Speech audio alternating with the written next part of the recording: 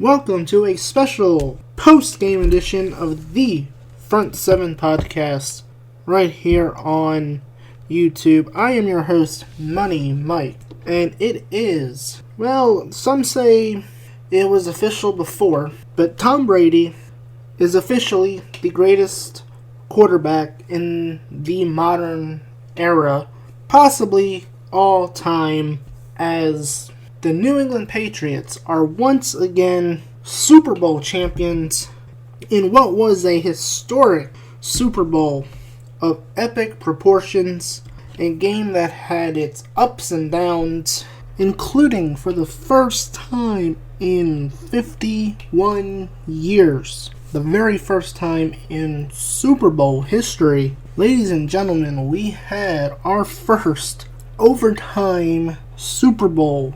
I mean, how can you not ask for anything better than that? I mean, who knows when we'll see overtime in the Super Bowl again? It may be another 50-some years before we see overtime again. So, Super Bowl 51 will indeed go down in the record books as a historic Super Bowl, not only because of the first Super Bowl that went into overtime, but also because we also had Tom Brady named MVP, which for the first time a player is a four-time Super Bowl MVP, and I'll get to the MVP talk a little bit later on in the show as I break down the stats and what happened in the game. But where do you start here? I mean, early on, it seemed everything was in Atlanta's favor. They got up early. They did everything they could. I mean, you just kind of thought, wow, the Falcons are the it team. This is their year. This is their Super Bowl victory. Like, everything in the first half just pointed towards that. And when it seemed like it was all in Atlanta's favor, the momentum, everything, they were up 28-3. You just cannot count out Tom Brady and Bill Belichick. I know some people, they may say, well, Jimmy Garoppolo and Jacoby Brissett led the Patriots to 3-1. Brady isn't the GOAT. You know, he's a system quarterback. I think we can all put that to rest officially tonight. The Patriots are officially the greatest sports dynasty in all of sports. 5 Super Bowls in 7 Super Bowl appearances. That is just unbelievable. It is truly a historic night, and how fitting. February 5th, the Patriots win their 5th Super Bowl, and you add 2 plus 5, 7 in their 7th Super Bowl appearance. But let's take it back a little here, because this did seem like it was going to be Super Bowl 48 all over again, when the Seattle Seahawks blew out the Denver Broncos, and the Falcons had everything clicking. Matt Ryan was on his way to being MVP of the Super Bowl, and once again, another streak stays intact, as the league MVP has yet to win the Super Bowl the following night after being named named league MVP. It happened to Cam Newton last year, and now to Matt Ryan this year. I mean, it is truly incredible. I mean, Atlanta had everything going for them, and at 28-3, you think this game's over. I mean, you think, oh, okay, yeah, it is a repeat of Super Bowl 48. Atlanta is doing to New England what Seattle did to Denver. Then the play calling, and I'm very intrigued about this, is what was going through Kyle Shanahan's mind. You know, was he too focused on getting hired by the 49ers that he just thought maybe he just quit, didn't have to show up, didn't have to call plays in the second half? In the fourth quarter, there was a lot of questionable play calling by Shanahan that I did not agree with. I really was surprised that they went away from the run game when they were just thrashing the Patriots defense with Freeman and Coleman, and they abandoned it. It was very, very, very questionable play calling that allowed the Patriots to get back into the game and to get to the point of where we were late in the game, where all you had to do with 3 minutes left was to run the clock out, but they were trying to throw when all you had to do was run the clock, and they were avoiding the run game. Now, as I said, I don't know if Kyle Shanahan was too focused on getting hired by the 49ers. That 28-3, he just thought, oh, okay, we won the game, and I get to go be the head coach of the 49ers, and it seemed like he just got lost and just forgot how to call plays. And then when you look at the Atlanta defense, it was amazing. They got to New England. They got to the Patriots all night.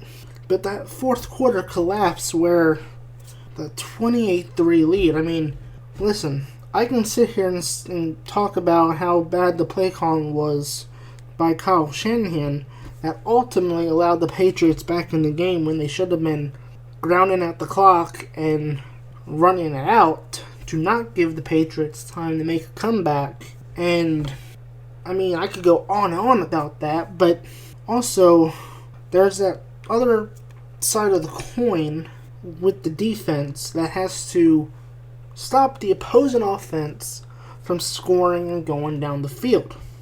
And when you look at the differences in the Falcons defense in the first half and the second half, completely night and day.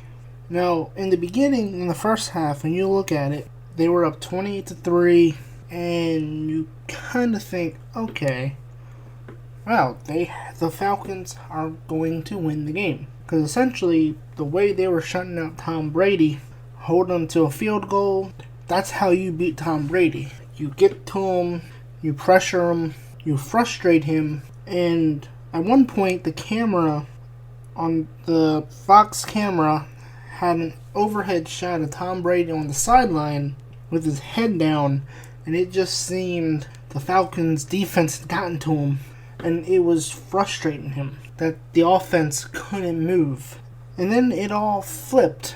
It was like a light switched for the Patriots. I mean, I don't know if the Falcons' defense started to play prevent defense too early, or once again, Bill Belichick being possibly the greatest coach in this era, that he adjusted very well at halftime. And considering you have more time to adjust in the Super Bowl than you do a regular halftime period during the regular season, where you have a 30-minute concert halftime show, and so the Patriots were able to have a lot more time to adjust to what the Falcons were doing. And if there was any coach, and I thought, and I knew coming in, the Falcons being a red-hot offense, I knew if there was one coach that could game plan and stop the Falcons' offense, it was going to be Bill Belichick. Now, it took him a whole half to figure out how to do that, but they adjusted well. And that's what allowed the Patriots to come back. Other than Kyle Shanahan's play calling, which I referred to earlier, and the potentially, I think it was the prevent defense, which I still do not understand why teams do not eliminate the prevent defense from their playbook and just play hard for 60 minutes. In my opinion, I think the Falcons defense went to the prevent defense way too early. I guess they were just comfortable. They were comfortable with the 28-3 lead, and from there they just thought, oh, whatever, we'll just let them do whatever. Garbage points, garbage yards. We got this in the bag, and then all of a sudden it's 20-28, and then the Patriots convert 2-point conversion, and now it's 28-28. And I go back to Kyle Shanahan's play calling. Was after the Patriots tied it up, there was no sense of urgency. The play calling, to me, again, baffled me. because it's 28-28. Your offense had already been into field goal range. And I believe that in the previous drive, where they could have had a field goal to where it would be 31-28, the Patriots still would have needed a field goal to tie the game. And so they got into field goal range, and then one of the things that just destroyed the Falcons all night were holding penalties. Whether it was the defense or the offensive line, the Falcons were just bit by the holding bug. A lot of times, holding is questionable, and a lot of times when we see the replays of the hold, it's like, that's a questionable hold. The ref should have let it go. I know the Falcons are a young team, and this is essentially their first time in the Super Bowl, but so many mistakes. When you make mistakes like that, holding, where on defense it was third down, they've stopped them, and both times on holding, they would have holding called, and these were legit holding calls where the Falcons would stop the Patriots offense, but then a player would screw up and hold a guy, extending the drive, and that was twice it happened. So I get the Falcons are a young team, they're going to make mistakes, but you just cannot make those type of mistakes in the Super Bowl. And the Falcons just kept making mistakes throughout the whole second half. I mean, the holding and then it was insane to think that the Patriots would even be in the game late in the fourth quarter, because no team in Super Bowl history came back from a larger deficit like the Patriots did. It was the largest deficit overcome in Super Bowl history to win the Super Bowl. The largest deficit prior to this was, oddly enough, set by the Patriots, where they overcame a 10-point lead in Super Bowl 49 against the Seattle Seahawks and came back and won that one. Tonight, the Patriots set the record, which will probably never be broke ever again, and they will probably hold this record until the end of time, the largest deficit overcome in Super Bowl history, to come back and win 34-28. The Patriots are now Super Bowl champions once again, and I gotta give a lot of credit to the Atlanta Falcons. I do wonder what will become of their offense when Kyle Shanahan goes to San Francisco, and I have to wonder, what do the 49ers think, seeing that play calling there in the second half where he abandoned the run and just chose not to be a good clock manager. And we see a lot of head coaches that struggle with clock management in games, especially late in the game. They leave too much time. Obviously, 3 minutes. Honestly, I don't even think Brady needed 3 minutes. I think it was like 2 minutes or whatever it was to get the touchdown there at the end to tie it up, because the Falcons defense had just disappeared from the first half. I mean, they were still getting to him. They were sacking him. Putting pressure on him, but they still just could not stop him from going down the field. It was incredible. I mean, Tom Brady's stats: 43 for 62, 466 yards, 2 touchdowns, 1 interception, quarterback rating of 95.2. Matt Ryan, 17 for 23, 284 yards and 2 touchdowns, no interceptions. But the real Super Bowl MVP, in my opinion, James White. I know Tom Brady gets a lot of credit, and rightfully so, for that comeback, but to me, I think James White should have been the Super Bowl MVP in this game. He was incredible. As a receiver, 14 receptions, 110 yards, and 1 touchdown, including in the fourth quarter, the game-winning touchdown. And then as a running back, he rushed it 6 times, only for 29 yards, but he got 2 touchdowns to help lead the comeback over the Atlanta Falcons. James White was really, I think, the true Super Bowl MVP in this game. I think for this game, for this Super Bowl, a co-MVP should have been awarded to James White. I mean, the plays he made, it was unbelievable. But, I mean, if we're talking unbelievable plays, go back to the Julian Edelman play where it seemed like it wasn't a catch, it was going to be incomplete, but he kept the ball from hitting the ground, and he caught the ball, maintained possession. It was unbelievable. It was like finally the Patriots benefited from a catch that bit them in the past. The David Tyree, Mario Manningham, the Seahawks had, can't remember exactly, but it was this incredible play towards the end of the game where it was like, holy crap, another catch. Another David Tyree, Mario Manningham type catch. Like a catch that was unbelievable. And it was like the Patriots were always snake bitten by these type of plays. And what goes around comes around, right?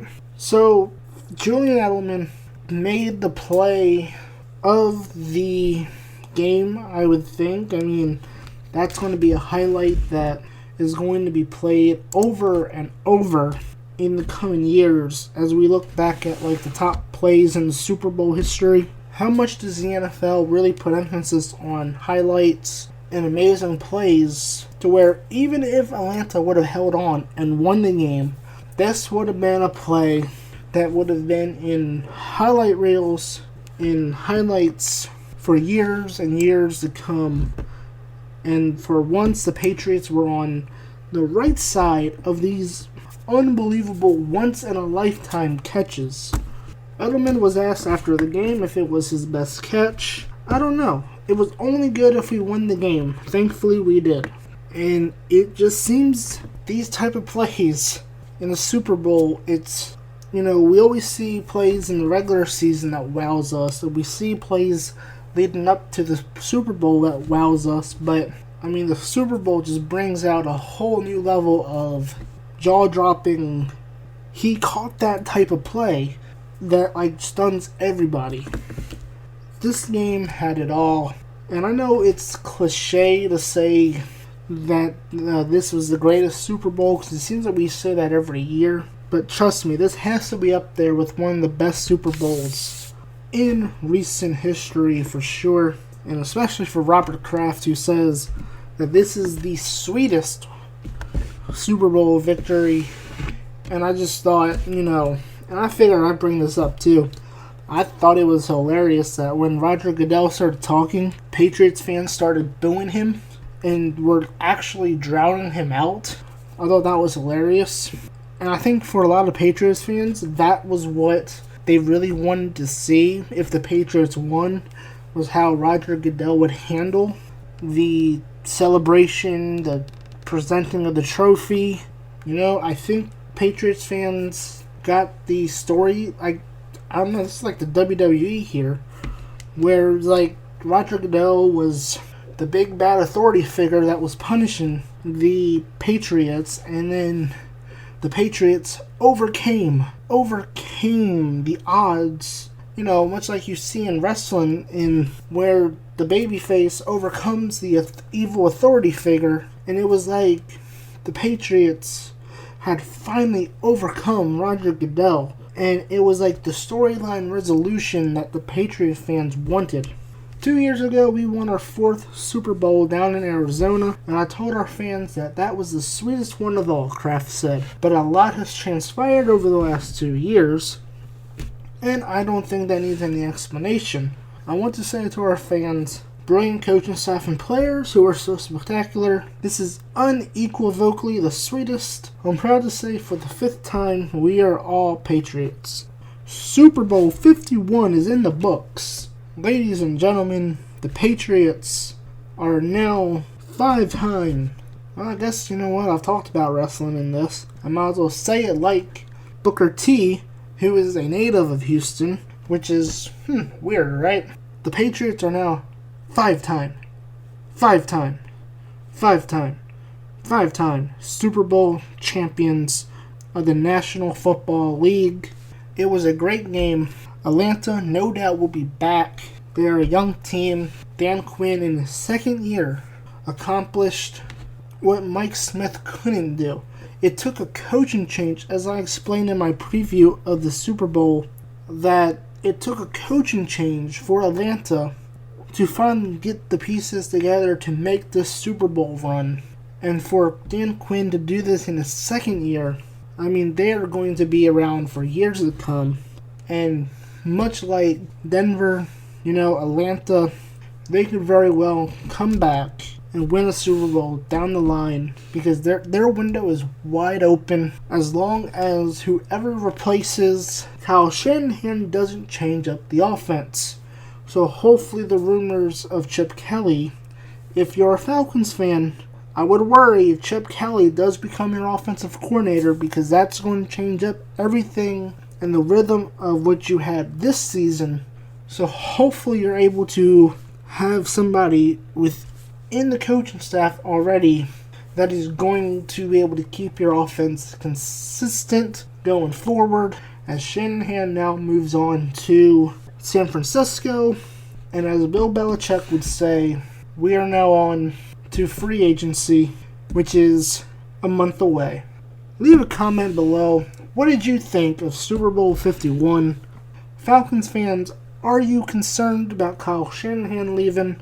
What do you think you have to do to overcome this and get back to the Super Bowl next year? And just in general, let me know what you thought of the 2016 season.